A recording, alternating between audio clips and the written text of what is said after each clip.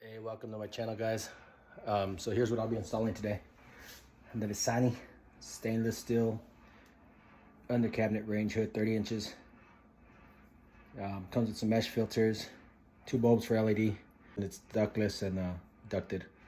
So I just got the old one down, and we just ran it through there. Hey guys, so I went ahead and wired it up. Make sure you shut the power off. Should be a 15 amp breaker outside. Shut that down, and then you have the hot and the neutral, and you just ground it out. All right, so I got the power back on. Looking good. It's fine. Hot flow from the fan.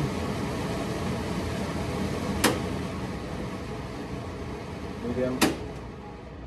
Low. You got the button, pop it up. Pretty install. Pretty easy install. Not too bad. I didn't use all the hardware brackets. I went ahead and went with 4 screws on the undercarriage there. Check it out. So that's the internal.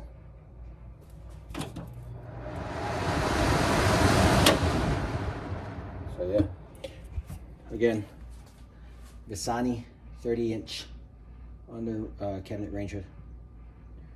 Pretty sweet, not bad. All right, guys.